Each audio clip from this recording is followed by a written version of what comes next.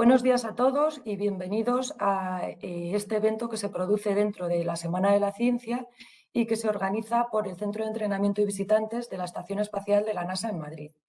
La estación espacial a la que hacemos referencia es una estación que pertenece a la red de espacio profundo y que, que la actividad principal es mantener la comunicación con todas las misiones que están más allá de la distancia de la Luna, lo que llamamos espacio profundo. Como nuestra estación, que está aquí ubicada en Madrid, en Robledo de Chabela, hay otras dos más, están 3 estaciones separadas longitudinalmente 120 grados para poder compensar la rotación de la Tierra y poder establecer la comunicación siempre que sea necesario con las misiones que se envían. Si os parece, comenzamos viendo un vídeo que os va a dar una idea un poco más general de lo que estamos comentando de la red de espacio profundo, para dar paso luego al ponente de nuestra charla de hoy, que está ya preparado para contarnos cosas bastante interesantes referentes a las misiones Apolo, en concreto al Apolo 11. Empezamos con el vídeo.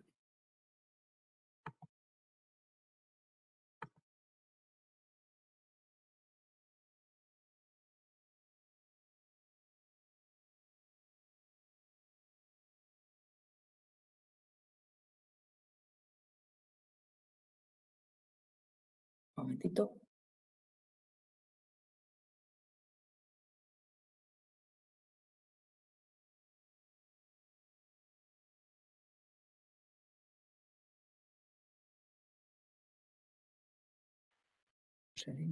No.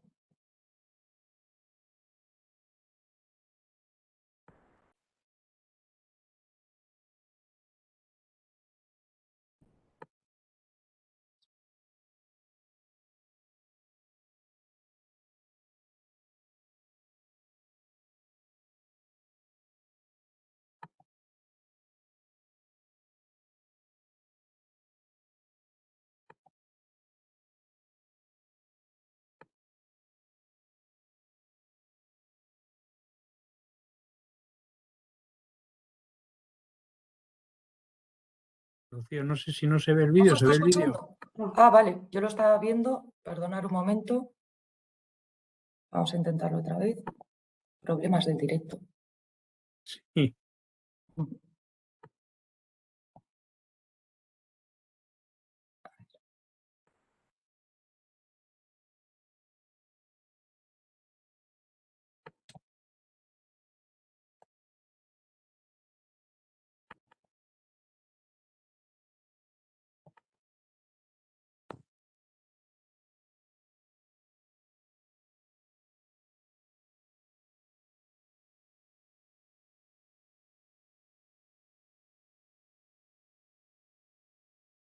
Sí.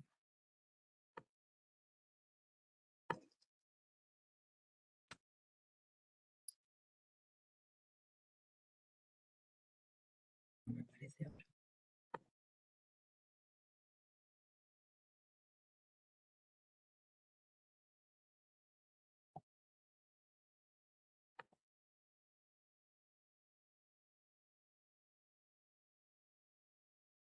Yo no sé, no se ve el vídeo, ¿no? Ya estoy teniendo algún problema, perdonad. Ah, vale. Tranquila.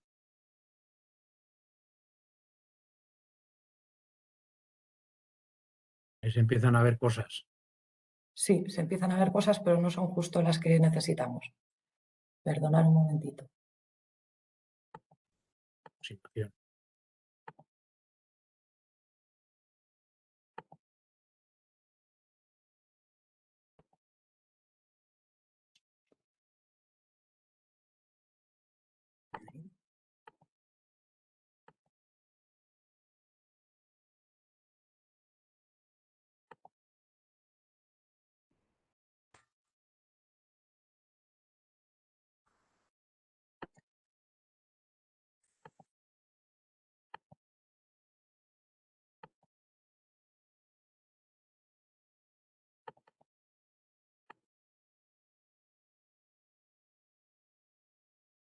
Allá se ve una galaxia, no se ve tu escritorio, ¿no? Sí, se ve mi escritorio, pero no sé por qué estoy teniendo problemas para ejecutarlo.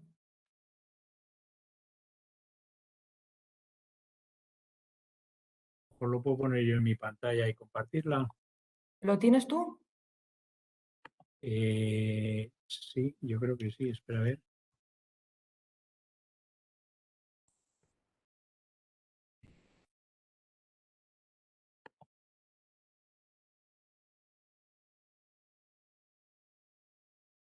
A ver.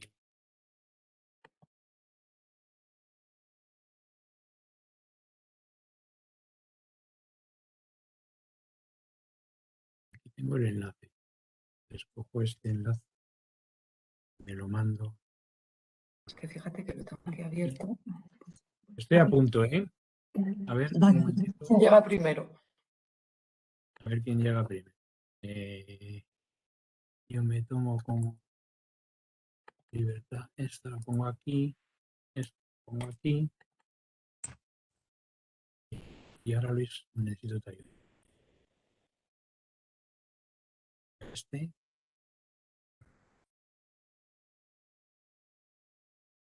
Luis, no sé hacerlo, pero no pasa nada. Aquí lo tengo, creo que lo tengo aquí. Vaya, ya. Ah, vale. Pues nada.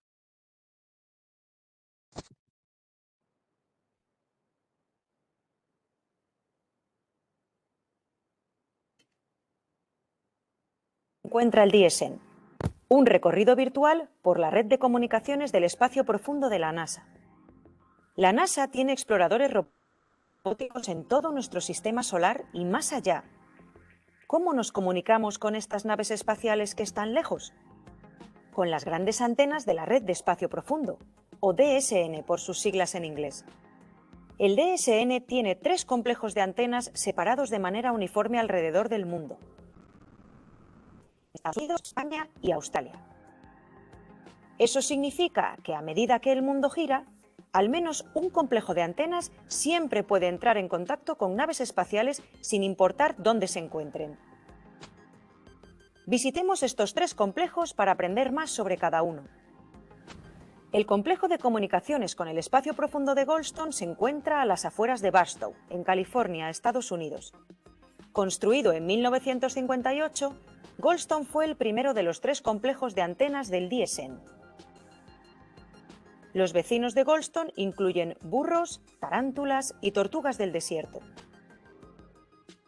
El centro de visitantes de Goldstone se encuentra en un museo de historia local en las cercanías de Barstow, en California, donde hay muchas exposiciones con las que puedes interactuar. Y también hay maquetas para ver. Ahora viajemos al Complejo de Madrid, en España. El Complejo de Madrid también tiene una serie de antenas para ayudar a la NASA a comunicarse con las naves espaciales. Y un centro de visitantes que miles de personas visitan para realizar un recorrido o una excursión cada año. Allí se pueden ver maquetas, juegos interactivos y presentaciones sobre temas espaciales. En Madrid es posible que veas vacas, ovejas y pájaros preciosos también.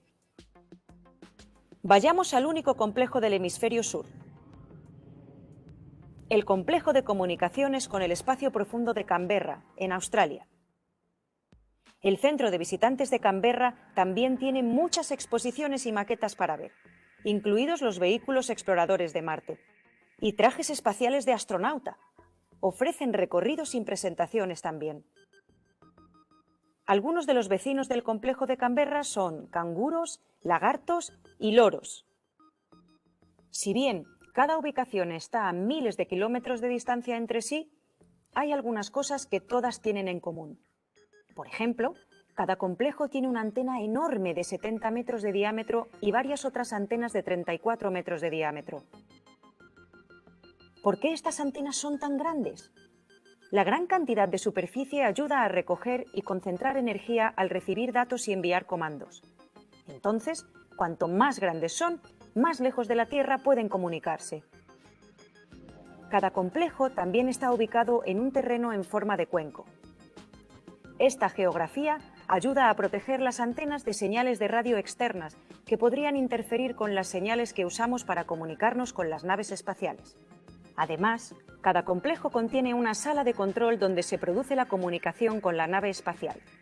Luego, Cada sala de control envía los datos al Laboratorio de Propulsión a Chorro, o JPL, de la NASA, en el sur de California.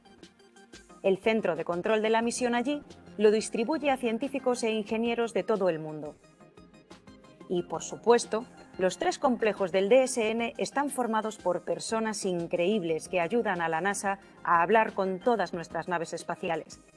No te vayas de la Tierra sin nosotros. Para obtener más información sobre la red de espacio profundo de la NASA, visita go.nasa.gov/about-DSN.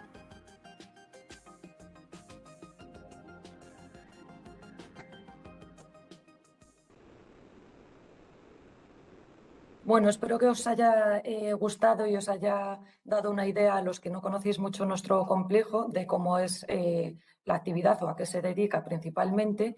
Y si os parece, damos paso a la conferencia de hoy. Os voy a presentar al ponente, él es Javier García Álvarez, y su conferencia se titula 1869-1969, un siglo de avances de la ciencia que se materializó en el Apolo 11. Javier García empezó su carrera en informática en la Escuela de Ingenieros de Telecomunicación en 1975. Hace eso ya más de 45 años. En ese tiempo, Javier ha tenido la oportunidad singular de vivir en primera persona más de la mitad de la historia de la informática y además contando con los conocimientos técnicos necesarios para apreciar la tremenda evolución que se ha experimentado en esta parcela de la tecnología. 40 años después del inicio de su carrera, en 2015, decidió poner en marcha un museo de informática en honor a su madre, el MIP, Museo de Informática Personal. El MIP se transformó en MIT, Museo de Informática y Transformación Digital, que es una factoría de exposiciones de digitalización. Además, en 2020 fundó la asociación Inicia para la iniciación a la ingeniería, informática y ciencia. La asociación Inicia es un think tank de creación de iniciativas didácticas de la tecnología y desde ella organiza museos en colegios. Javier, cuando quieras. A ver, no te escuchamos. Javier. ¿Sí? ¿Me oyes? ¿Sí? Vale. Sí, Hoy, te oigo perfectamente. y se ve mi Empieza cuando pantalla, quieras. se ve mi Perfectamente. pantallita, ¿no? Sí. Bueno, Perdón, un básicamente, inciso. Perdón, Javier. Quería dejar, quería que supierais los participantes que durante la charla vamos a tratar de no interrumpir al ponente y todas las preguntas que vayan surgiendo, si queréis, las vais dejando en el chat para que al final de la charla podamos hacérselas llegar a Javier y solucione todas las dudas que os crean. ¿Vale? Así que perdóname, Javier. muy bien. Rocío, estáis viendo, supongo, esta pantalla azul, tal, etcétera, ¿no? Ujú. Bien, yo básicamente, bueno, lo ha contado un poco Rocío todo por mí. Yo efectivamente lo que digo es que todo esto empezó, todo en mi museo y todo eso empezó en realidad en 1946, porque ese año fue cuando se estrenaba el ENIAC, hace 75 años, que sería el primer ordenador digital del mundo. Ese mismo año, 1946, el ejército americano le daba a mi madre un diploma que decía que había estado trabajando en cosas de máquinas tabuladoras, ¿no? Ese diploma llegó al final a mis manos de una forma. Mi abuelo era de Santander, pero emigró a Filipinas y ahí es donde nació mi madre, ¿no? Y le cogió la guerra mundial allí y bueno, pues ahí trabajó para el ejército americano con máquinas tabuladoras en el 46 y ya terminaba la guerra en el 45, etc. Esas máquinas tabuladoras no eran ordenadores realmente, se inventaron para el censo de los Estados Unidos, pero bueno, ahí siguieron funcionando hasta los años. Luego yo empecé en el 75 la carrera, eso fue una cosa apasionante y luego pues 2015 habían pasado ya 40 años de carrera en informática, entonces bueno, con un Diógenes enorme y una carrera larga en informática, pues una casa también grande en La Cabrera, pues al final pues acabé haciendo un museo en homenaje a mi padre ahí en La Cabrera, ¿no? Un día lo visitó mi catedrático de electrónica, Elías Muñoz Merino, y me dijo que eso no lo podía reservar yo solo para unos curiosos y tal, y que tenía que dedicarlo al STEM. Yo era la primera vez que oía la palabra STEM y efectivamente pues al final decidí, bueno, reconvertir mi museo en una iniciativa STEM que se trata de fomentar, divulgar un poco la transformación digital en colegios, haciendo pequeños museos en los colegios, y con los objetos de esos museos pues se atrae la atención de los chavales y bueno, cuando preguntan cuál es la magia de todos esos artilugios que nos rodean y que están llenos de magia, pero que la hemos filtrado y no nos damos cuenta de lo fantásticos que son, pues lo que les digo es que no hay truco de magia, simplemente son los principios físicos que hay, ¿no? Realmente en el tema de la electrónica, la informática, etcétera, lo que ha ocurrido es una evolución absolutamente tremenda, digo yo que desde 1869 hasta 1969. Es un siglo donde la ciencia en este terreno avanza muchísimo y luego en concreto, pues si esto fuera una carrera, pues el doctorado cum laude, la electrónica y la ciencia de la electricidad, electromagnetismo, etcétera, pues lo alcanza con el Apolo 11. Realmente la NASA, poniendo el Apolo 11 en la Luna, pues cuaja toda esta ciencia cultivada durante 100 años en el ordenador, básicamente en el ordenador del Apolo, que es lo que nos permite. En medio de esos 100 años, pues hemos tenido el motor, la telegrafía 1837, el motor 1870, la radio, y luego ya quiso ser la telegrafía sin hilos y entonces se inventó la TSF, eso ya en 1900, el teléfono 1876, la televisión, en fin, ya en este siglo XX y luego los primeros ordenadores. En el ordenador, el Apollo Guidance Computer del Apolo, pues la NASA culmina esa carrera que es mágica y suscita, no es que invente la NASA, pero vamos, suscita la creación de los actuales circuitos integrados. Y eso explicaremos esa afirmación ahora en breve, ¿no? Básicamente lo que tenemos es que tenemos que hablar de tecnología. Las tecnologías son una forma de traducir, de traspasar lo que es la ciencia a una utilidad, aparatos que nos sirven y nos son útiles, ¿no? Entonces, por ejemplo, la tecnología del ferrocarril. Bueno, pues al principio yo tengo hace 200 años, pues cojo una caldera con agua y pongo una leña, quemo la leña, sale por aquí el humo y eso pues va produciendo un vapor, dejo entrar y salir el vapor de un serie de sitios, por aquí la nube blanca del vapor y entonces esto consigue que ande, ¿no? Con el tiempo, pues hoy en vez de tener la combustión externa, que era la leña por un lado y la caldera por otro lado, pues tengo la combustión interna. Entonces sale el motor de combustión interna, quemo ahora diésel, sigue siendo igual de negro que antiguamente, pero ya pues no tengo este vapor. Tengo otra tecnología de locomoción. Y luego sale la tecnología eléctrica, en la cual ya vemos que aquí no teníamos cables, pero en esta diésel, pero luego sí que tenemos cables y es la tecnología eléctrica. Y dentro de la tecnología eléctrica, como si dijéramos la tecnología electrónica en lo que estamos hablando ahora de ordenadores, dentro de la tecnología eléctrica pues puede haber eléctricos más lentos o eléctricos más rápidos a alta velocidad, de alguna forma, ¿no? Incluso tenemos la alta tecnología ya super guay, que es la de la levitación magnética de los japoneses, ¿no? Bueno, en fin, son distintas tecnologías que permiten conseguir el mismo fin y lo que hacen es trasladar principios físicos, descubrimientos científicos al terreno de las cosas prácticas de utilidad en la vida. Y esto nos ocurre en todos los lados, es decir, la tecnología de iluminación pues es lo mismo. Al principio nos iluminamos con el sol, luego empieza a tal, luego al final cogíamos una antorcha cuando caía un rayo, había un incendio, tal, hasta que al final, gracias a la electricidad, que prácticamente empieza a funcionar a partir de 1800, pues se inventa la primera bombilla que brilla, digamos, pues es en 1835, aunque luego Edison la patentará en 1879. Y de ahí luego pues sale la bombilla de sodio, la bombilla halógena, el tubo fluorescente, que a su vez se convierte luego en las bombillas de bajo consumo, que teníamos hace poco en los hogares y ahora tenemos las bombillas. O sea, son las distintas tecnologías que llevan distintos principios físicos a una utilidad práctica, ¿no?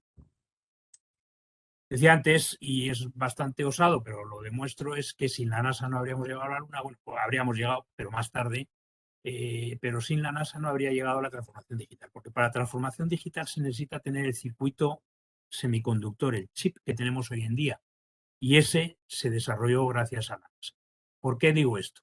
El Apolo 11 llega a la Luna gracias a los dos ordenadores. El Apollo Guidance Computer lo desarrolla el MIT, la Universidad de Boston, y luego hay otro ordenador, el Saturno. Saturno es el cohete que empuja, digamos, todos los módulos y todas estas cosas hacia arriba, ¿no? Y eso está controlado por un ordenador que también lleva chips que los desarrolla IBM. Y sin embargo, el Apollo Guidance Computer hay uno en el módulo lunar, del cual luego en el módulo de comando, del cual sale luego el módulo lunar que armoniza y luego pues ahí recogen y sacan fotos, etcétera, y luego vuelven a subir y se suben otra vez y se empalman otra vez con el módulo de comando. Entonces había una GC dentro del módulo de comando y una GC dentro del módulo lunar. Entonces, la vuelta, el regreso, como ya Saturno habría desaparecido, tal, en su distinta secuenciación de fases, etcétera, pues el Apolo regresa gracias al Apolo Vaya. O sea que este ordenador es vital, aparte es un ordenador revolucionario. En el año 62 es cuando empieza su diseño. Recordemos que Kennedy había dicho en el 61 que tenemos que llegar antes del final de esta década.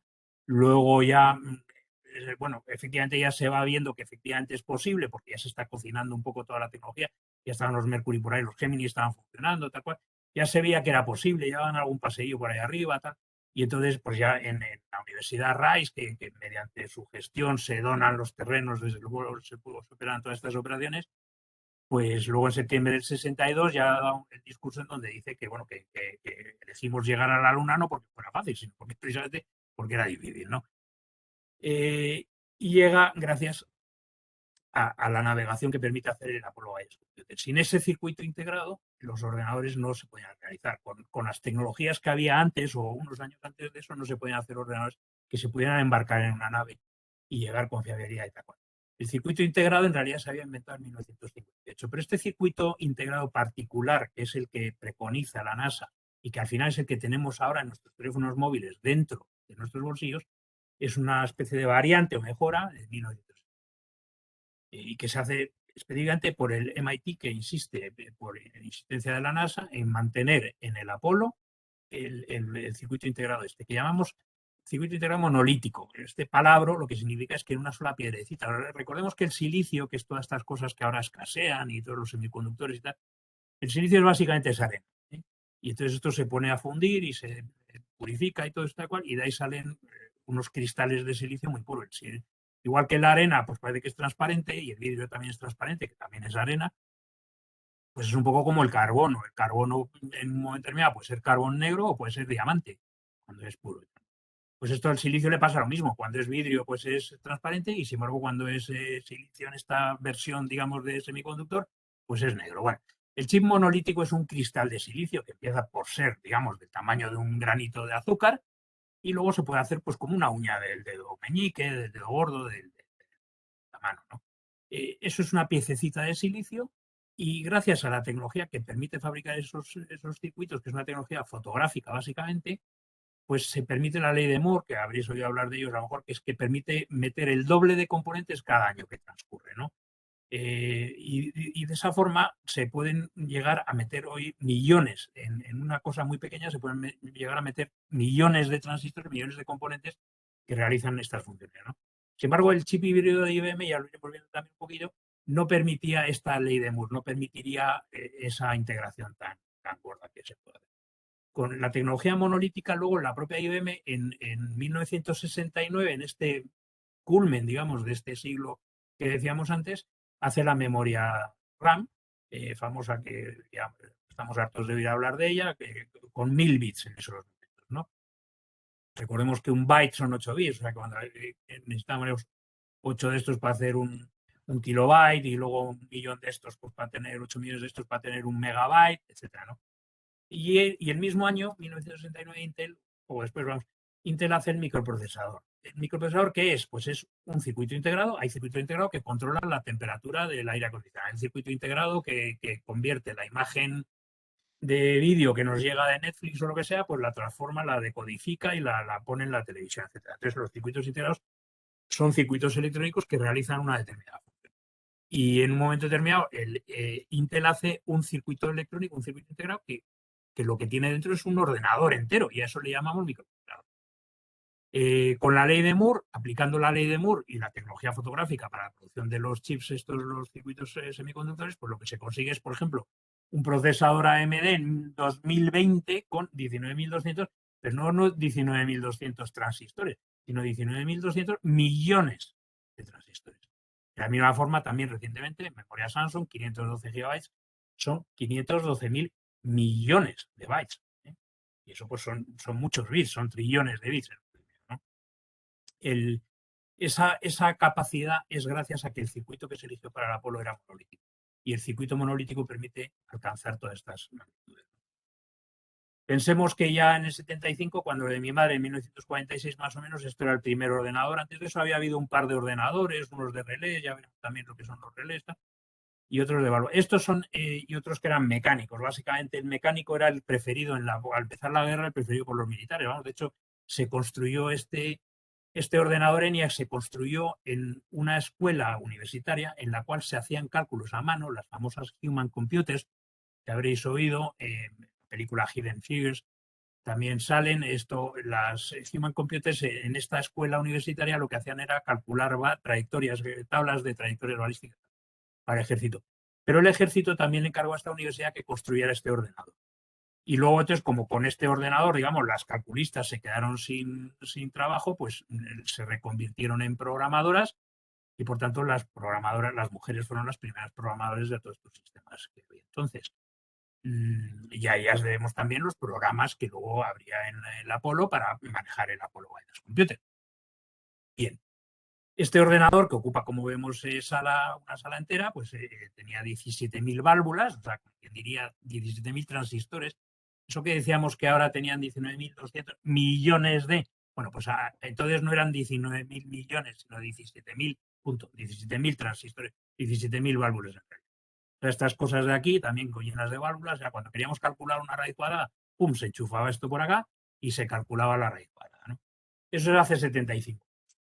Va evolucionando, la tecnología, ya las válvulas se abandonan. Por ejemplo, aquí para hacer una especie de teletipo, una máquina de escribir que puedas, electrónica, donde puedas imprimir, teclear aquí una cosa y que salga por aquí, pues esto sería 1956. Todavía válvulas, cada una de estas bolitas de aquí son válvulas, ¿no? Entonces, va saliendo, la válvula es sustituida por el transistor, que es mucho más pequeño, consume mucha menos electricidad, es más fiable porque una válvula tiene un filamento y se fundían las bombillas, y por tanto, pues por ese mismo ordenador mecánico que decíamos antes, que había en la Universidad de Harvard, los militares preferían ese ordenador. Decían, a mí no me lo hagas esto con el ordenador electrónico, ese falla mucho.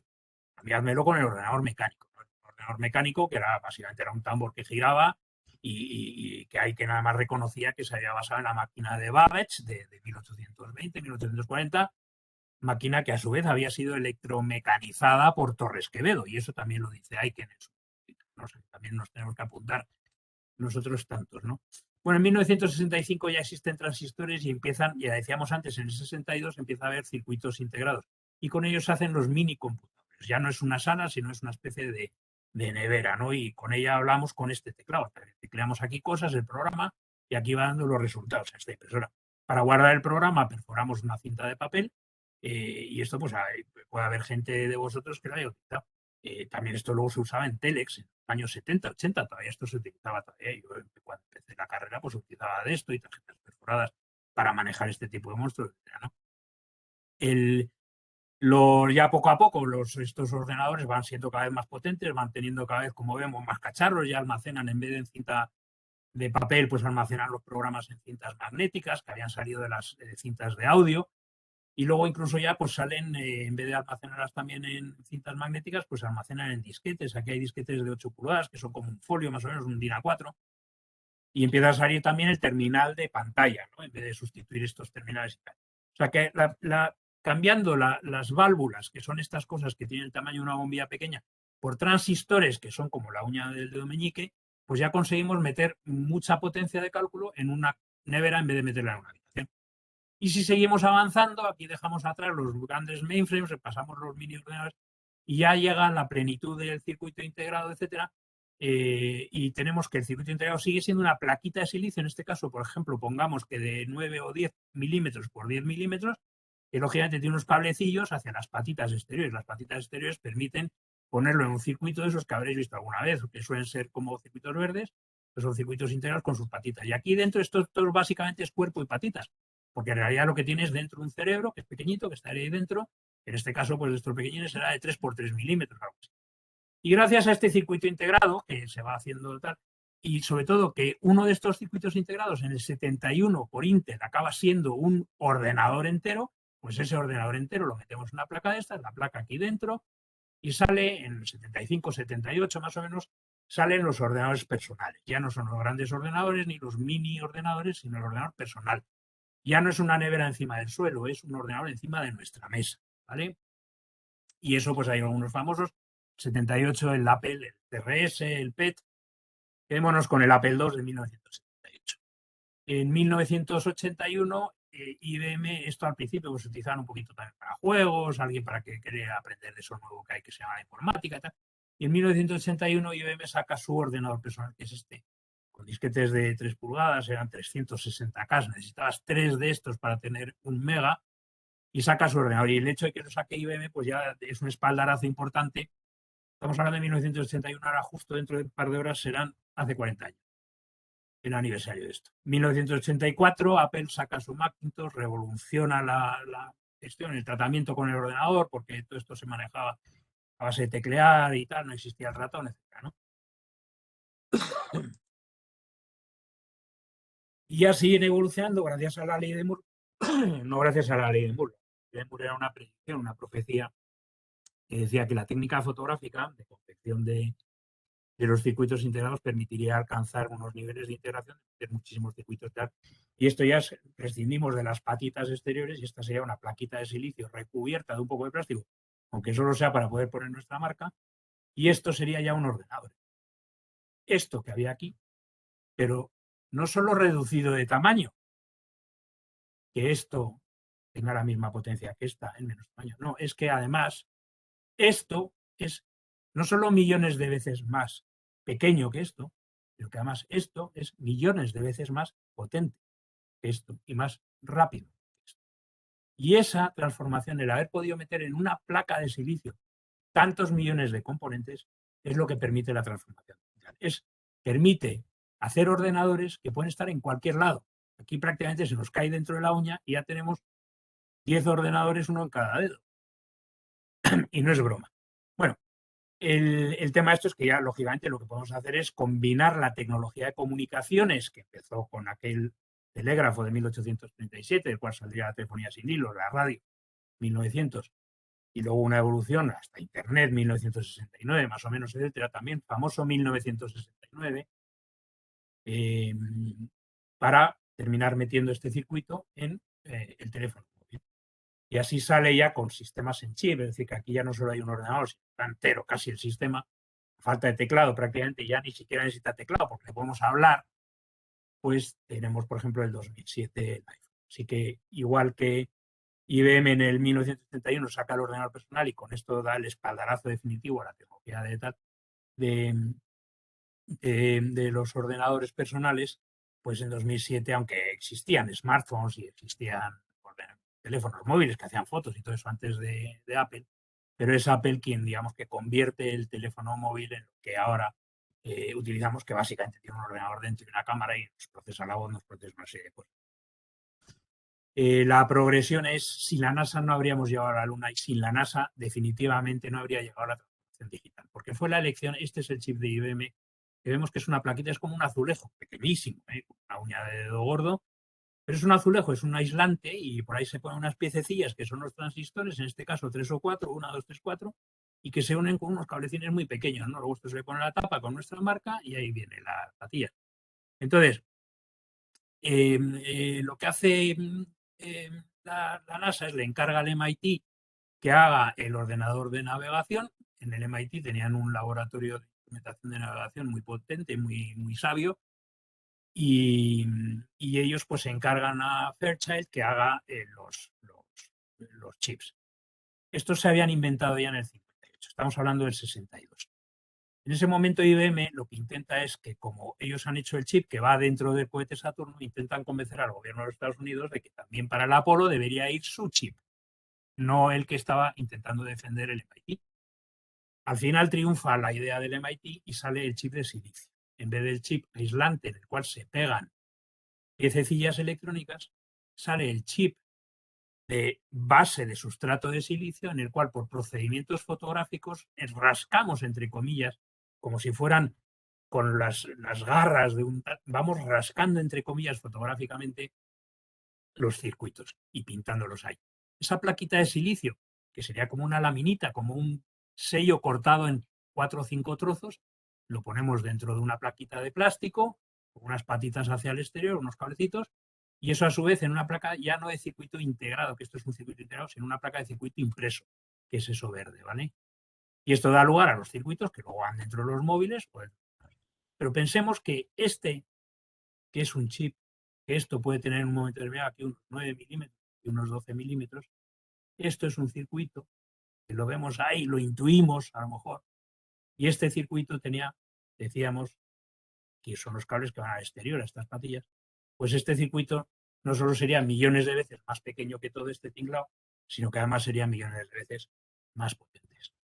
En concreto, en el ordenador de la NASA, en el ordenador del Apolo, preconizado por la NASA para que el MIT hiciera lo que le daba la gana, lo que hizo el MIT fue decirle, Fairchild, usted es muy listo y ha sabido inventar un circuito electrónico, pero además de eso hay que fabricarlo. Para que podamos ponerlo en el ordenador hay que fabricarlo y meterlo, y tiene que ser fiable.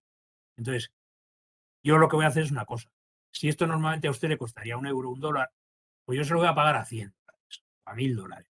Y además, si yo normalmente necesitaría para mis necesidades, pues 1000 circuitos, hacer pruebas y cosas de esas, pues yo le voy a encargar 10.000 o 100.000 circuitos. Pero usted lo que tiene que hacer es construir una fábrica con este dinero que yo le voy a dar en pedidos. Usted lo que tiene que hacer es construir una fábrica tremendamente fiable que construya esto con una fiabilidad tremenda. Pero gracias a eso construyen, metiendo en unos chips muy pequeñitos, entonces era 1962, meten en un chip 6 transistores, ¿vale? Y con esos 6 transistores, con 2000 y pico circuitos integrados de 6 transistores, es decir, unos 17.000 transistores metidos en chips, hacen este ordenador, que tiene el tamaño más o menos que esto, un cajón de fruta, ¿vale? Y ese, un pie cúbico, que era la definición, 30 por 30 por 30 centímetros por cada. Y esto se interactuaba con ese ordenador, con esta máquina, este teclado, este display. Aquí se inventa el user interface, el sistema de diálogo hombre-máquina, que tiene una tecla que dice verbo y otra tecla que dice sustantivo, noun. ¿Okay? Y aquí se le daba, pues eso, el verbo, no sé qué, se activaban programas distintos con estas dos teclas. Ese ordenador, decía, tenía 17.000 transistores metidos en 2.300 o 2.400 circuitos integrados. Y recordemos que 17.000 eran las válvulas que tenía y recordemos que ahora son 19.200, 17.000 millones de transistores los que tenemos en la palma de la mano en un teléfono. El ordenador que iba en el Saturno eran una serie de chips que van en esas placas de circuito impreso, a razón de 8 o 10 por 8 o 10, unos 60 circuitos en cada una de estas tarjetas, muchas tarjetas, y esto era el ordenador, era una especie de estantería pequeña. Aquí vemos un mueble de cajones. Pues este señor es el von Braun, que inventó todo este tinglado. Él no inventa el ordenador, pero vamos, estos son ordenadores de navegación. Son ordenadores que no eran para calcular las nóminas de los astronautas, lógicamente. Bien, la transformación digital en 2 pantallazos es que con 2 dígitos binarios, 1 o 0, llamémosle sí o no, lo que queramos, 1 o 0, etc. Con 2 dígitos binarios yo represento información. Por ejemplo, el pelo, pues puede ser rubio, moreno. O sea, que con 2 posiciones ya puedo alternar 2 informaciones. Por ejemplo, la edad de una persona, más o menos, pues se puede, con 7 bits se puede representar 128. 128, o sea que, por ejemplo, la edad de una persona se puede representar con 6, 7 bits. ¿No? Entonces, con un byte, que son 8 bits, se podría representar el color de pelo y la edad de una persona. Entonces, con dígitos binarios representamos todo tipo de información con un procedimiento que veremos. Y con 3 operadores, ¿qué es operador? Pues eso, suma, resta, multiplicación, división. Nosotros conocemos más incluso, pero la propia multiplicación en el fondo es una composición de otros operadores. O sea que con 3 operadores básicamente la suma, la multiplicación y la negación, la negación de un 0 convertido a 1 o de un 1 convertido a 0, ejecutamos todo tipo de procesos y de cálculos, ¿vale? Entonces, con 2 numeritos y estos operadores, podemos hacer todo lo que queramos en electrónica. Entonces, un ordenador electrónico, es importante que sea electrónico porque si no, no se puede miniaturizar. Tú no podías volar, no podías llevar al espacio un ordenador con válvulas, porque las válvulas tienen filamentos y nada más despegar las vibraciones y todo el jaleo hace que se fundan todos los filamentos, se estropea el ordenador por completo. Tampoco podías viajar con transistores, porque las radios, por ejemplo, las radios que llamamos radio a transistores, y de eso se nos queda la cosa, del transistor llamamos transistor a lo que llevan los taxistas en la guantera del coche, tal. Salpicadero, pues eso no es un transistor. Transistor es la piececilla que va dentro, la piececilla electrónica que va dentro, ¿no? Bueno, pues esos transistores, un amplificador, una radio, básicamente con 1 o 2 transistores se hace, y luego amplificarlo el sonido que se capta, pues puedes necesitar otros 2 o 3 transistores. O sea que básicamente una radio con 6 transistores se podía hacer, con 4 transistores, ¿no? Entonces, al principio, como eran tanta la novedad y la magia de los semiconductores, que cuando se hacía igual que los coches, pues tienen 6 cilindros, el mío tiene 4 cilindros, pues es peor que el vuestro que tiene 8 cilindros, ¿no? pues lo mismo pasaba. Entonces, cuando había radios a válvulas, a cada válvula se le ponía un sellito del impuesto, de lujo. Entonces, cuantas más válvulas tenía una radio, pues mejor era, ¿no? Pero no hacía falta poner 1000 válvulas, ¿no? Simplemente con 6, 7, 8, 9, 10 era suficiente para hacer una radio.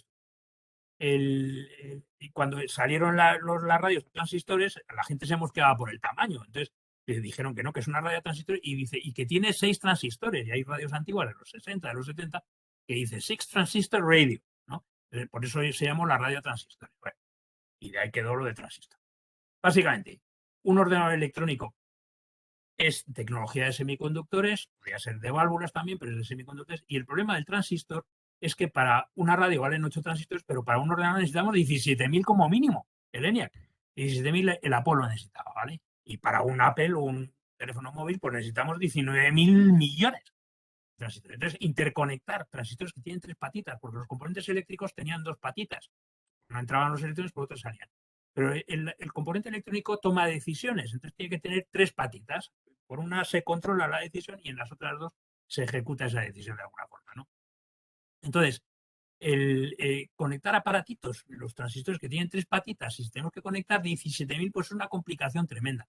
Si estamos brindando y somos 2, por ejemplo, Rocío y yo, brindamos y en un brindis hemos bebido.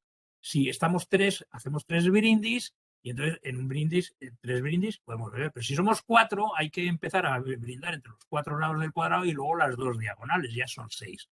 Entonces, según aumenta el número de componentes electrónicos que queremos interconectar, pues se va subiendo los números tremendo y al final lo que alcanzamos es una capacidad muy grande, que es la que necesitamos para ejecutar, pero lo que necesitamos es unas interconexiones que son imposibles. Y entonces eso disminuye la fiabilidad del equipo muchísimo hasta el punto de que no sería viable. Se estropearía nada más arrancar.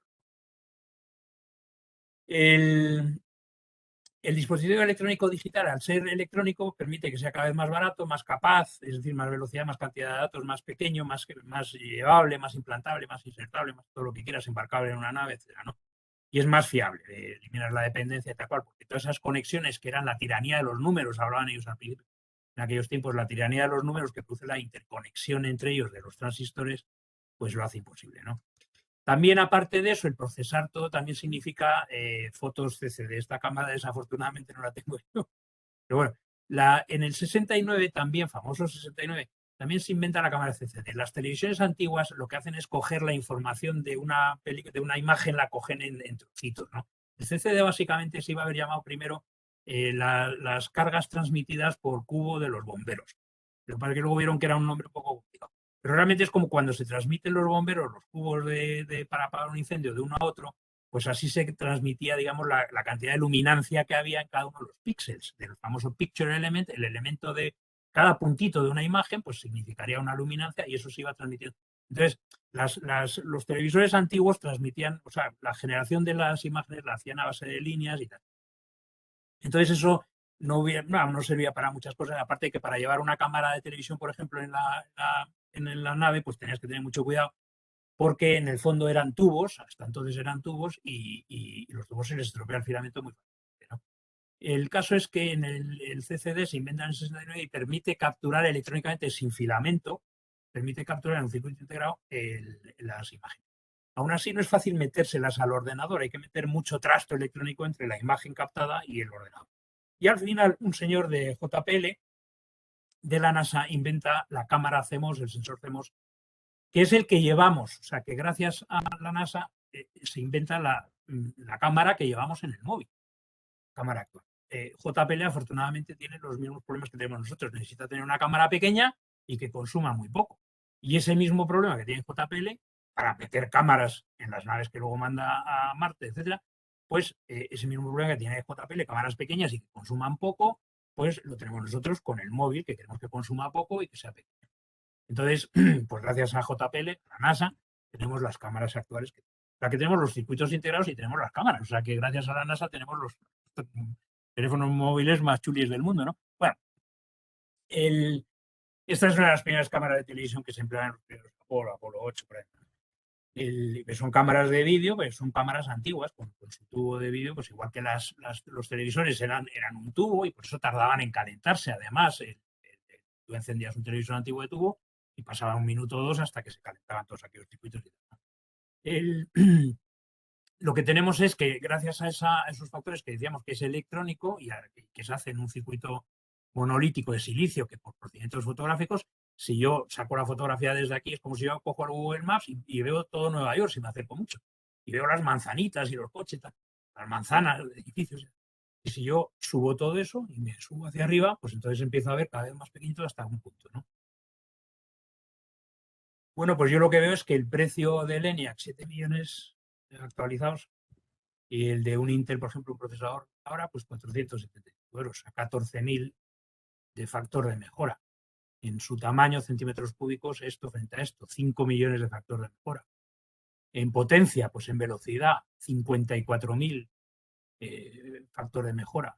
En variedad de cosas que puede hacer por el número de tubos transistores que tiene, 400.000 veces más potente un Intel que un ENIAC.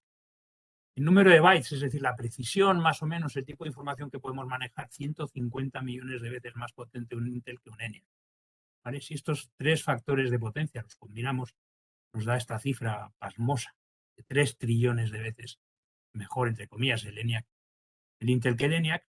Y si combinamos el precio y el tamaño, la disponibilidad, nos da esto. Y combinando todo esto, pues da esta cifra pasmosa. El Intel y el ENIAC comparados son 260.000 cuatrillones de veces mejores, ¿no?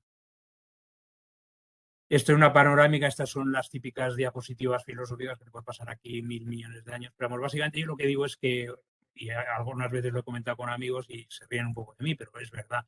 Si tú te vas a la Wikipedia y dices los milestones en el desarrollo de la eléctrica y tal, pues verás que hay muchísimos, cada año se producían 3, 4, 5, 6 inventos. Año 61, el láser. Nadie sabía para qué era, hasta que llegó la NASA y dijo, hombre, yo he estado toda la vida calculando la distancia a la Luna, pero calculándola a base de human computers al principio y luego con ordenadores. Pero yo no la he medido nunca. Y con esto que han inventado ustedes, el láser, en 1961, en 1962, la NASA dijo, oye, pues yo con esto podría medir la distancia a la Luna. Y efectivamente así sale. Y cuando eso que se inventó en el 61, que nadie sabía para qué servía, pues gracias a la NASA se invirtió muchísimo en el desarrollo del láser.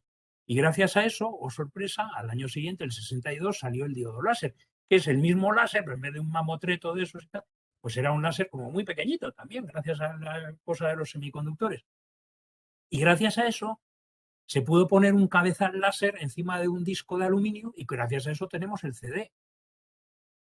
Si no hubiera sido porque a la NASA se le ocurrió medir la distancia a la Luna en vez de calcularla, pues a lo mejor ahora no tendríamos láser. Bueno, el caso es que esto filosóficamente lo que sí que hay es una serie de, efectivamente, cada 2x3, cada año salían 2 o 3 inventos nuevos, 2 o 3 principios físicos revolucionarios, y todos ellos tal, hasta 1969. Luego en la Wikipedia, pues te viene un gap tremendo, hasta 2008 o 2003, más o menos, que sale el memristor.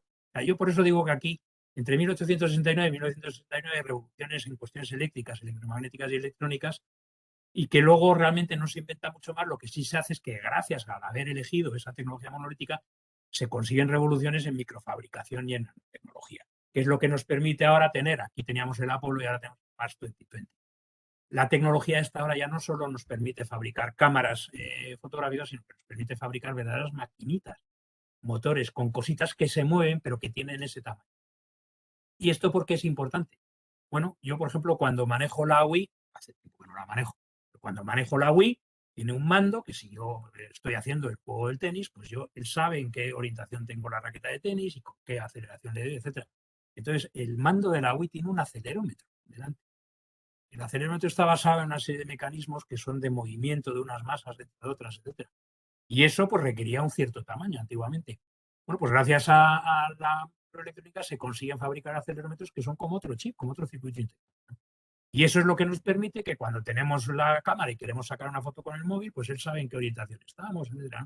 Él sabe muchísimas cosas. Y también luego, gracias al giroscopio, que también es otra máquina enorme, el primer giroscopio servía para nivelar un barco y era como de babor a estribor del barco, o sea, de varios metros, era una máquina enorme, con un motor de esos industriales enormes, era el primer giroscopio. Y ahora dentro de de nuestro móvil, pues llevamos un circuito integrado que tiene esas funciones de... El, el- el avance es tremendo y con todos estos avances se cuaja, aparte de que por aquí en el 46 se hace este ordenador con las válvulas que se inventaron en 1906, lo cual inaugura la electrónica. Pero básicamente lo que tenemos es que a partir de 1800, que tenemos la pila de vuelta, podemos empezar a hacer experimentos. Y esos experimentos, pues aquí en 1820 un señor danés descubre pues, que se ha olvidado, está dando clases en la universidad, se ha olvidado de quitar, tiene una brújula encima de la mesa por algún tipo de azar, y uno de los alumnos, cuando está el hombre cacharreando con el cable y conectándolo y desconectándole la pila, el alumno le dice, maestro, maestro, que se le mueve la brújula. Y entonces él no daba crédito y al final es que era verdad. Y con eso se descubre, con Volta lo que se descubre es que con la química se puede generar electricidad. Con esa electricidad se puede generar calor y eventualmente si caliento mucho un cable se puede generar luz, ¿no?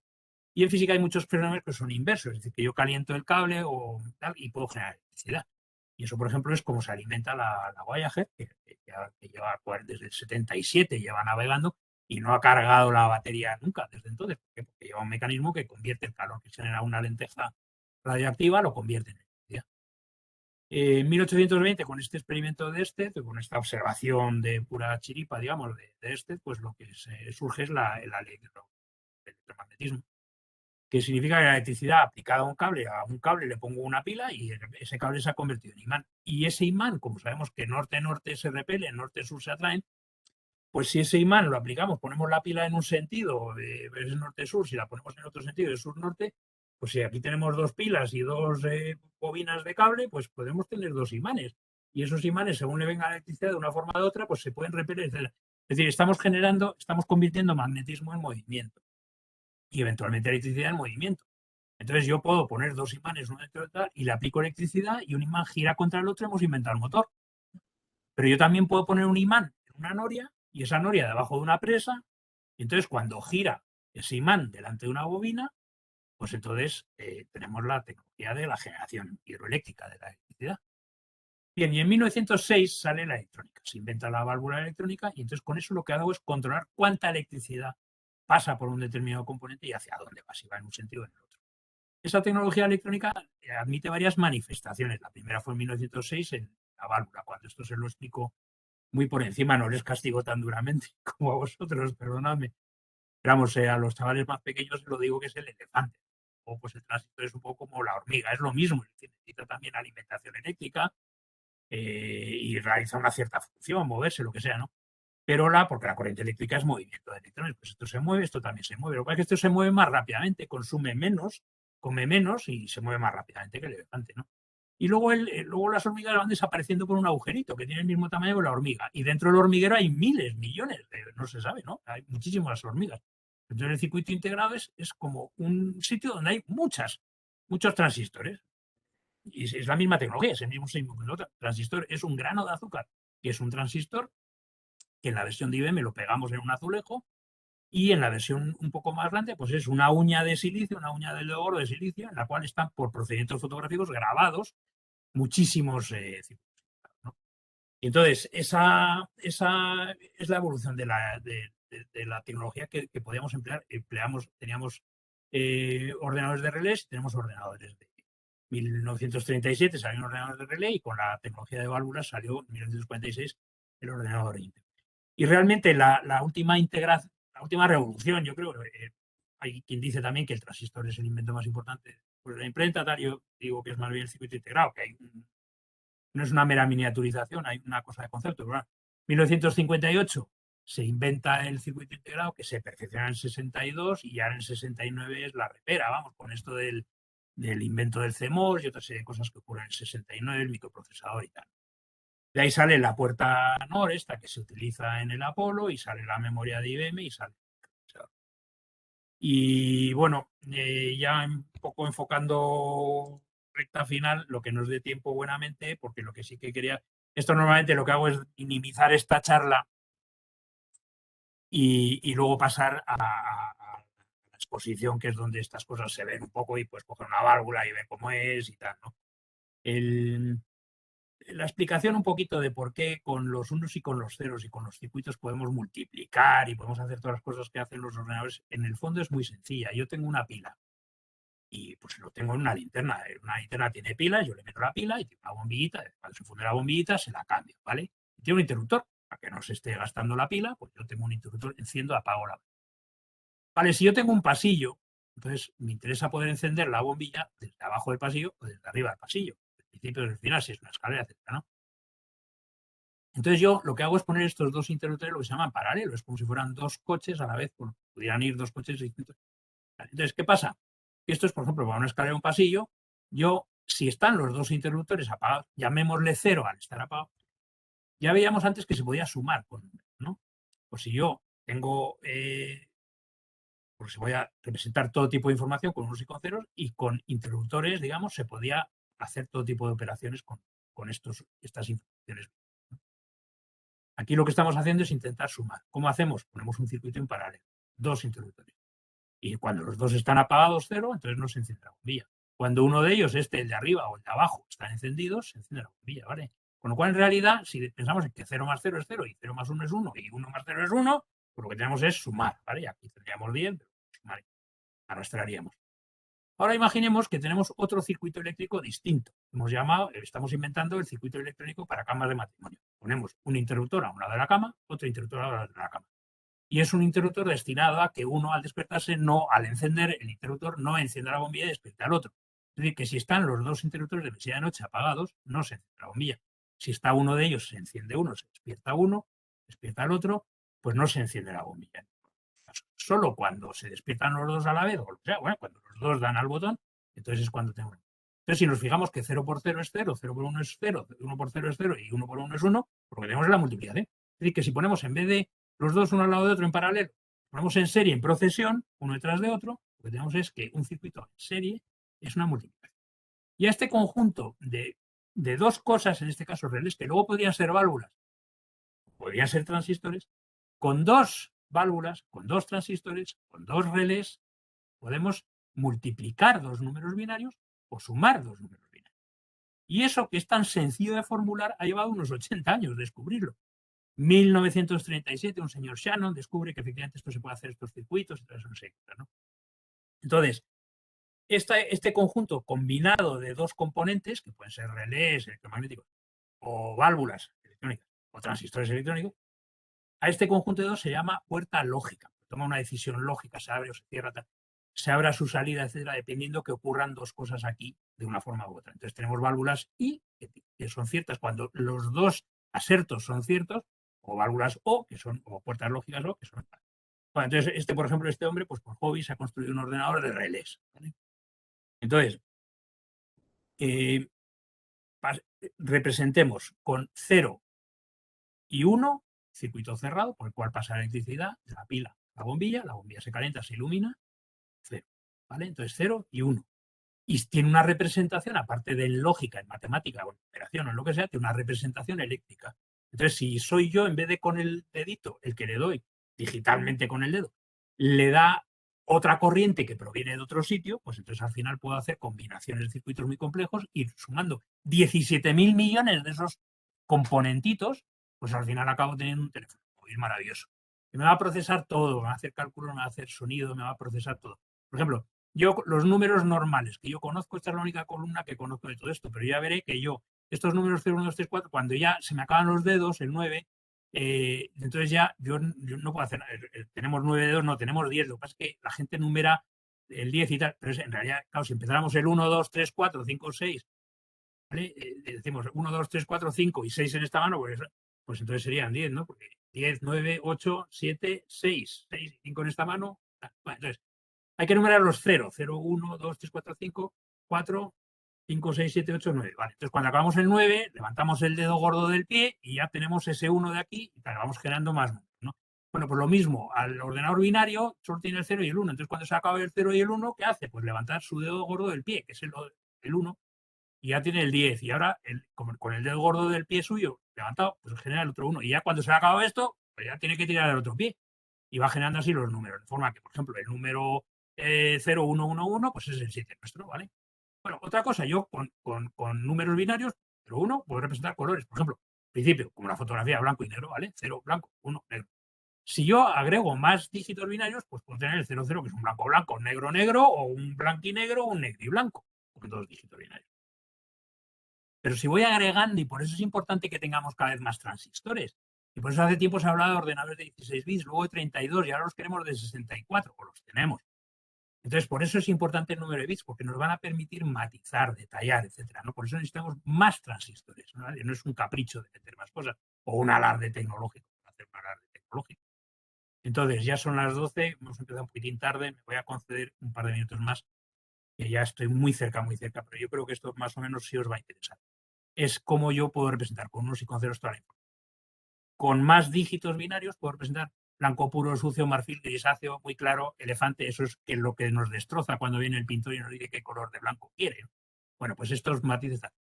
Maxwell ya en 1879 es el primero que hace una foto en color, y realmente lo hace con una foto en blanco y negro poniendo un filtro rojo, uno verde y azul. Y eso, quienes tengáis equipos de vídeo sofisticados, etcétera, pues sabéis que hay unos enchufes detrás que pone RGB, que es el Red, Green and Blue.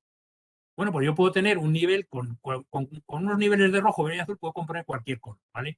Entonces, yo puedo tener unos niveles de 60-60 de rojo, tal, puedo tener 128. Entonces, si tengo 60, que son todos rojo, verde y azul, a la vez lo mismo, pues tengo mucha intensidad de tal. Si tengo 128, pues tengo tal.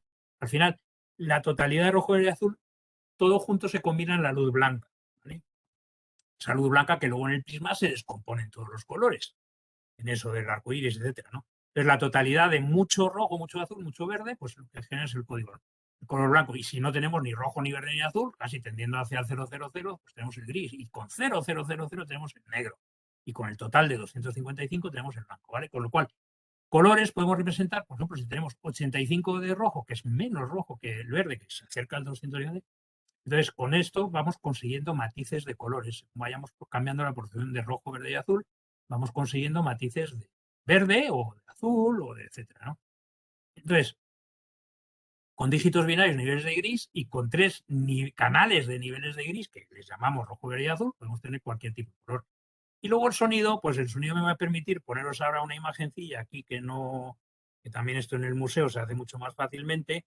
Pero bueno, básicamente me imagino que veréis, es una especie de osciloscopio. Cuando yo hablo se genera una onda, y entonces yo puedo, cuando silbo, es una onda muy parecida a la de la flauta, que es sinusoidal, a ver si me sale. Eso es una onda, sube y baja, ¿vale? Y la frecuencia es que hay más o menos en el mismo centímetro, ¿no? Bueno, lo veis, ¿no? Vale, una onda acústica significa que la presión, mi pulmón hace que varíe la presión, las moléculas de aire las empujo para adelante y para atrás, se producen compresiones, descompresiones y tal. Y eso, si lo traduzco con un micrófono a un nivel eléctrico, pues vería yo esto en el interior. Entonces lo que hago esto es analógico. Es decir, la presión, la compresión o descompresión tiene un nivel que es análogo a lo que están haciendo mis pulmones. Eso se llama analógico, el mundo analógico. Y ahora lo que va a hacer es convertirlo a digital. Entonces, si yo tengo que esta es la onda, las morcillas estas de aquí son la onda, pues entonces yo lo que voy a hacer es cortarlas en lonchas. Y eso se llama muestrear. Y yo cojo cada una de las lonchas que sale y con una regla mido. Y entonces Rocío, que está en el otro lado de la línea, no ve la otra que yo tengo, pero sí va viendo que yo le digo loncha de 8 centímetros, loncha de 7 centímetros y medio, loncha de 7 centímetros, loncha de 6 centímetros, loncha de 5 centímetros, etcétera.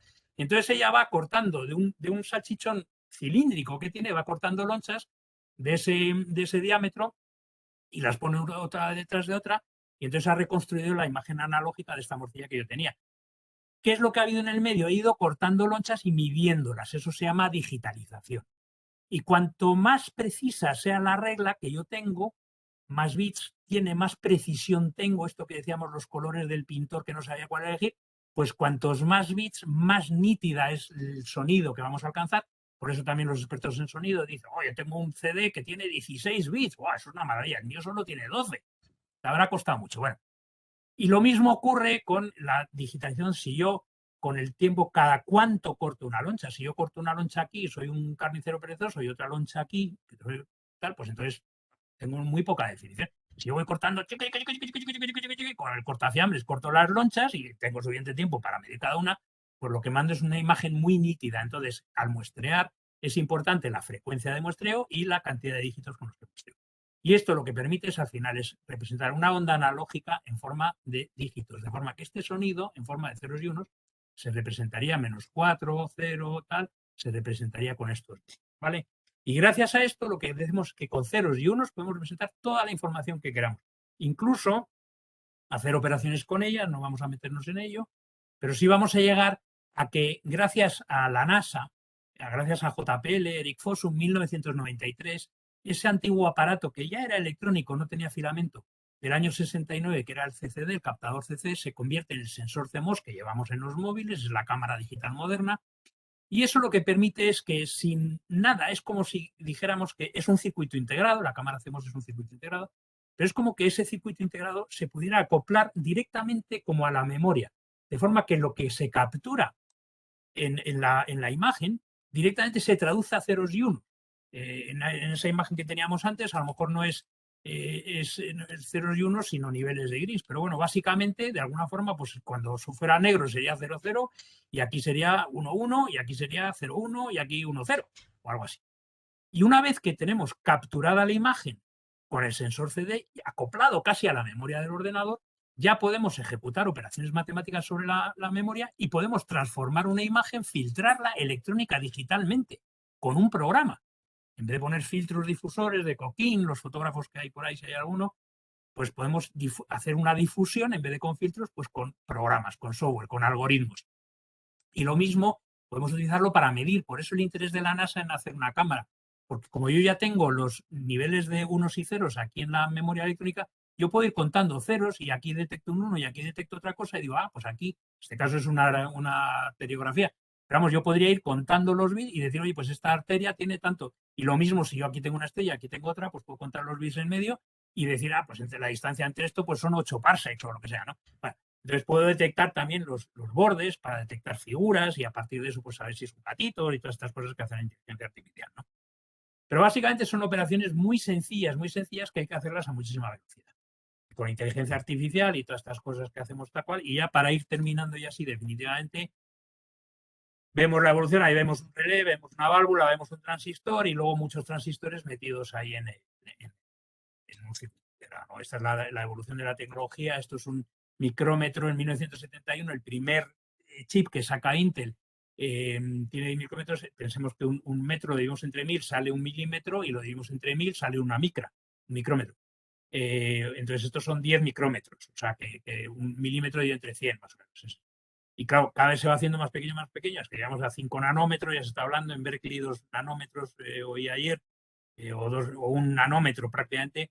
Bueno, se hacen los circuitos muy pequeños y se pueden meter muchísimos circuitos ahí dentro, ¿no? Esa revolución, el relé, la válvula, el transistor hace lo mismo. Es decir, aquí tenemos el elefante, la hormiga y el hormiguero. Entonces tenemos el elefante, el transistor es la hormiga que hace lo mismo, come lo mismo, pero menos electricidad. Y luego necesitamos meter muchos transistores, 17.000 para hacer el ENIAC o el Apolo, los metemos en una placa de circuito impreso, de circuito integrado, que a su vez va dentro de aquí conectado con unas patillas, y esto es una ventanita. La diferencia entre el CCD y esto, que es una memoria, que si le aplicamos luz a esto se borra. Y esto es muy importante porque hoy también, dentro de un par de horas, se cumple el milenario de la cámara fotográfica, que la inventó Alhazen en 1021. Y la cámara fotográfica lo que hace es que cuando tú aquí le das la luz directamente, esta memoria se queda toda 0 o toda 1. Sin embargo, si yo pongo aquí un agujerito pequeñito, que le hizo Alhazen, le hizo una polilla en la tienda de campaña que llevaba, y por el otro, en el interior de la tienda de campaña veía el beduino veía el camello que estaba fuera invertido. Y entonces lo veía patas arriba, digamos, dentro de la tienda. Pues ese objetivo, ese pequeño agujerito que luego se convierte en el objetivo de la cámara fotográfica, es el que transforma los rayos del pico de arriba del árbol van hacia abajo y los de abajo van hacia arriba, etc. O sea que estamos en el milenario de la cámara fotográfica y también lo estamos celebrando. Y ahora ya sí, los vídeos, si los vamos viendo, no tienen audio. Esto simplemente es, yo cojo la válvula y la válvula tiene aquí un filamento, calienta, los electrones van para arriba. El transistor es un trozo de silicio. Y con la patita del centro se controla la corriente que circula entre las otras dos. Y aquí lo que hacemos es que yo tengo el transistor. El transistor es como una latita, lo habíamos visto en la anterior. esta latita. Yo lo que he hecho ha sido con una Dremel, lo he taladrado, hay que saber cuál de estos se puede cortar. Yo le he taladrado. Entonces, tenemos 3 patitas. Una patita está soldada a la base de la cacerola esta pequeña, de la cacerola esta. Aquí está el corte de la Dremel. Y las otras 2 patitas entran por acá. De forma que estas son una patita de transistor, esta es otra patita, y de aquí sale un cablecillo a una punta del transistor y otra punta del transistor. Los transistores dentro de un circuito integral nunca se podrán hacer del tamaño de un átomo. Se necesita un colectivo de átomos para que se produzca ese comportamiento de conmutación o reorientación de los electrones que circulan de un lado para otro. Y por eso tiene esta especie de dibujo que parece los dibujos de los de Nazca, ¿no? Que hay, que a veces los pájaros los pintados que se ven desde el cielo y tal, ¿no? Y aquí básicamente, si pensáis, es que esto es la punta de un bolígrafo Bic, ¿vale? Entonces aquí el bolígrafo Bic va a señalar el transistor que, como podéis entonces observar, es mínimo. Ese transistor tiene el diámetro de la uña de dedo. Más o menos. Y ahí cerca está ahora la punta del bolígrafo. Ahí veis nítidamente el circuito.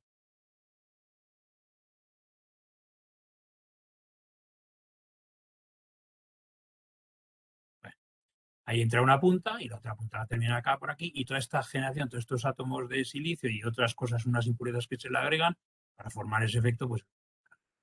Bueno, y entonces la siguiente ya sería esta.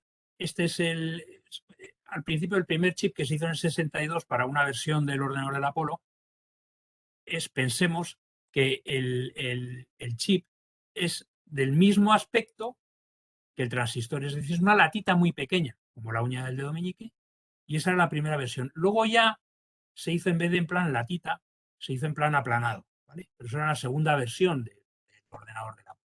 La primera era una latita, de forma que esto tiene el mismo diámetro que el transistor que habíamos visto antes. Ese transistor tenía 2 patitas y la base era la tercera patita. Bueno, como aquí dentro, en este mismo cristal de azúcar, que es como un cristal de azúcar, como aquí dentro hay, no sé, 7 u 8 transistores, pues hay una serie de interconexiones entre ellos que hay aquí, y luego el circuito necesita manifestarse al exterior, ser interconexionado con el exterior a través de estas otras patitas. Entonces se sabe que es un circuito integral porque no tiene 3 patas, sino a lo mejor tiene 8 patas, 16, 32 o 1024. Hay chips que tienen hoy en día 1024. Bueno, ya me pongo este vídeo y ya termino. Y si tenéis alguna pregunta, poniendo que todavía quedéis alguno sin dormirse del todo. A ver, no parece que funcione esto muy bien. Ahí seguimos viendo, es el mismo, ahora es el bolígrafo Bic, se ve la punta y y entonces se ve que es exactamente este mismo tamaño, es el que tenía el transistor antes. Pues es que ahí estamos viendo. Ahora nos acercamos cada vez más. Voy a repetir un poquito este de aquí. Perdona, este de aquí. Ahí. O ahí. Ahí vemos las patitas, ¿vale? Y ahora nos vamos a acercar al granito de azúcar, entre comillas, que hay dentro. A ver si lo cojo en un momento más preciso.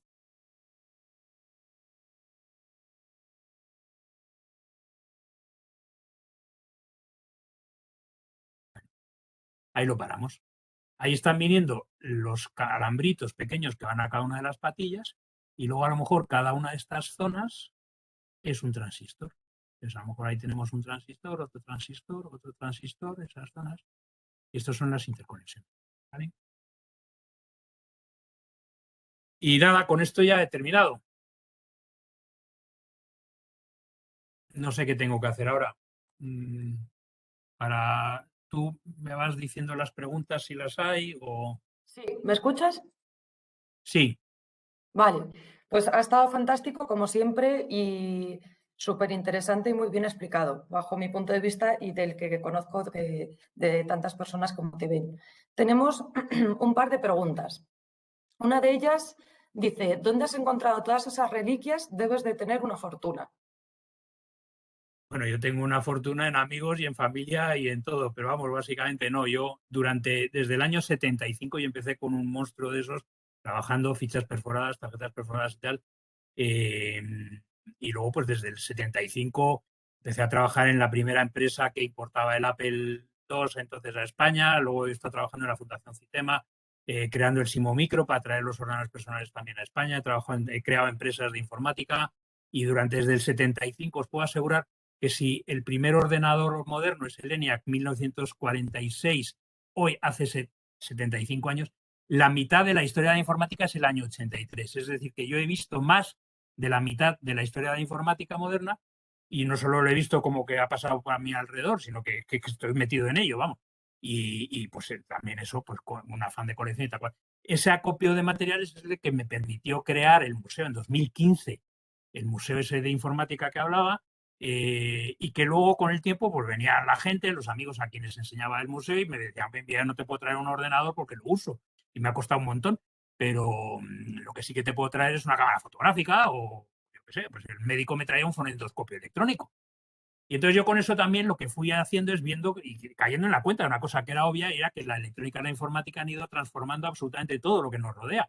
La medicina, el automóvil, todo, absolutamente todo. Entonces ya hablaba yo con el taller de mi coche y le decía, oye, cuando tú vayas a sustituir una unidad de disparo de los airbags, pues dámela, porque yo sabía que dentro hay un ordenador y que dentro hay una memoria que guarda datos de los últimos milisegundos que han ocurrido antes de dispararse y que dentro hay un ordenador que procesa información de 15 sensores, de acelerómetros que hay en el coche para saber si te han dado un golpe o no, etc.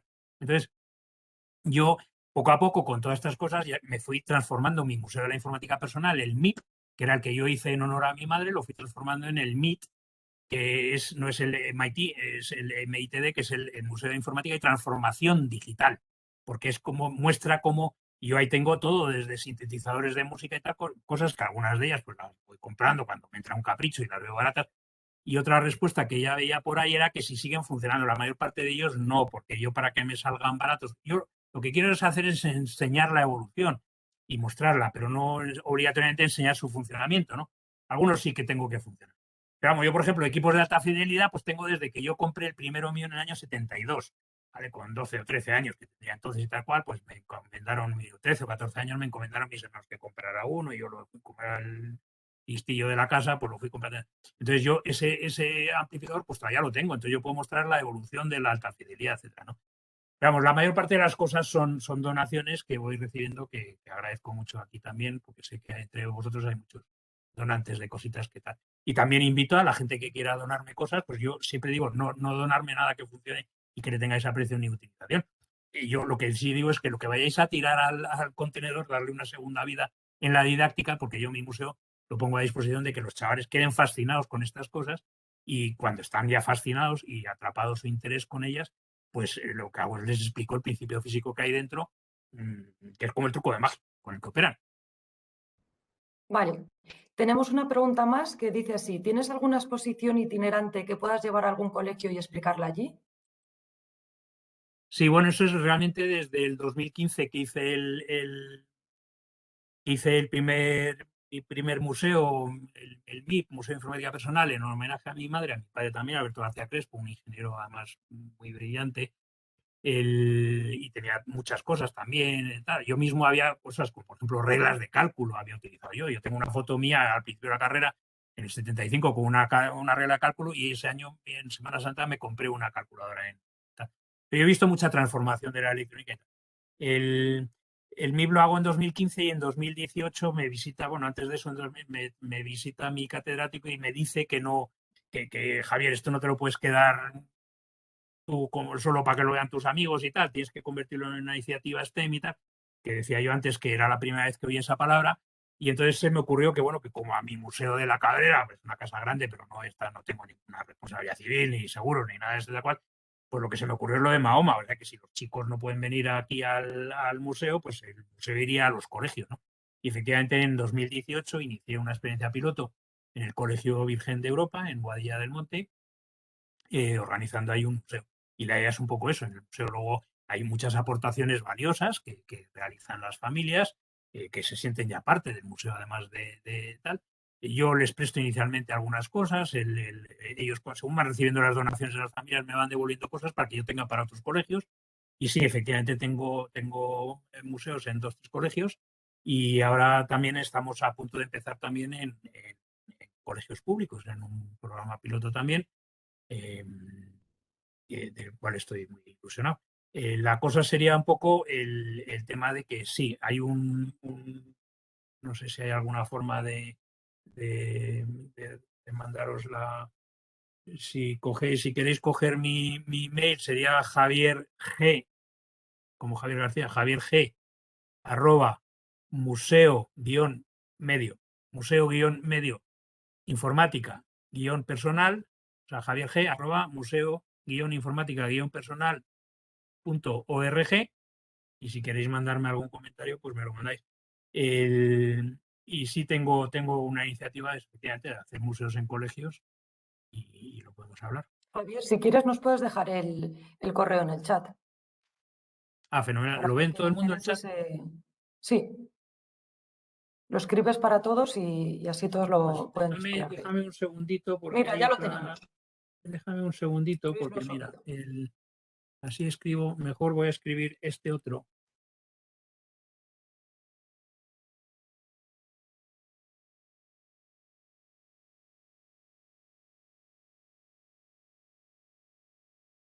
Sí, mira, te voy a mandar un enlace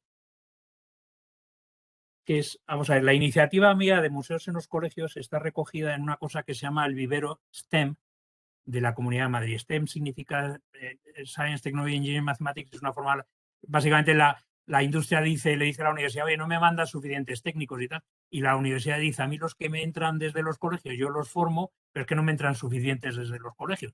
Entonces lo que se trata del STEM es un poco acercar de una forma distinta la tecnología, la ingeniería, la ciencia a los colegios. Mi traducción personal favorita es de INICIA, es el TAN INICIA, es la asociación INICIA, de iniciación a la Ingeniería Informática y Ciencia, y esa asociación lo que tiene es la iniciativa INICIA de llevar el museo como instrumento pedagógico a los colegios. Entonces, mi iniciativa está recogida en un vivero STEM que recoge otras iniciativas STEM de Telefónica, de Samsung, de Google, etcétera, que tiene la Comunidad de Madrid, y si alguien entra en el vivero STEM de la Comunidad de Madrid, ya directamente es un acceso a un índice en el cual estoy yo, y cuando alguien en ese índice del vivero STEM de la Comunidad de Madrid picara en mi número, en mi dirección, pues llegaría a esta dirección que os voy a mandar ahora. A ver si lo encuentro donde estoy. Es aquí.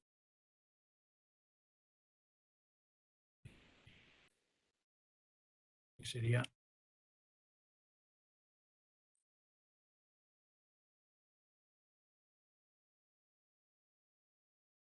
Me lo escribo, ¿eh? Voy.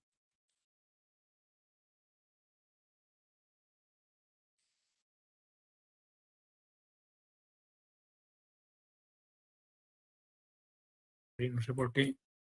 No sé por qué no puedo. Bueno, sería aquí. Ahí, vale. ¿Ahí ha entrado o no? Sí, ahí tenemos el enlace. Bueno, pues si alguien entra en el vivero STEM, verá iniciativas STEM de Telefónica, de Google, etcétera. Y una de ellas, muy modesta, por supuestísimo, es la mía. Y esa, si alguien picara en el índice en esa iniciativa, llegaría a este. Vale, bueno, pues muchísimas gracias, Javier. Ha estado fenomenal tu A charla vosotros, como estamos acostumbrados a tenerte. al centro de visitantes, muchas gracias por organizar estas cosas tan interesantes. Y además que también tengo que decir que ahí en el centro de visitantes hacéis una gran labor, lo meto de rondón en mi conferencia porque en realidad es tal. Yo, aparte de eso, sí hay otra exposición mía dentro del centro de visitantes, que es la que normalmente esta conferencia habríamos dado en el auditorio y habríamos pasado luego a la exposición y habríamos explicado todo esto, en vez de con tanta cháchara mía, pues con las cosas delante, que es como se ven un poco mejor. Pero lo que quiero decir es que a vuestro centro en Robledo, pues hay días que llegan 3 autocares de colegios con 50 niños, hay días que llegan 150 niños que quedan fascinados por vuestras sondas espaciales, que todas tienen un montón de tecnología y de ciencia dentro, y yo también pues hago lo mismo, es decir, en vez de enseñar la ciencia con vuestras sondas, lo enseño con los aparatos de los museitos, pero que no son aparatos raros, son aparatos normales, una casete o cualquier cosa de estas que teníamos antiguamente, y con eso y entonces vosotros hacéis una labor verdaderamente enorme. Así que gracias por la Sí, organización de esto y gracias por tener ese centro y dedicarlo a lo que lo dedicáis. muchas gracias a ti, Javier. Esperamos verte pronto, que podamos abrir pronto el centro de visitantes y dar cabida a esa divulgación tan fantástica que haces tú también. Muchísimas gracias de verdad por tus palabras y esperamos, pues nada, lo dicho, que en breve nos podamos ver y andar toqueteando todos esos cachivaches y nos vayas explicando cómo, así in situ, cómo funcionan, para qué han servido y cuál ha sido su evolución, como lo has hecho también en esta conferencia. Muy bien. Así que nada, nos despedimos, hasta la próxima, muchísimas gracias y nos vemos pronto.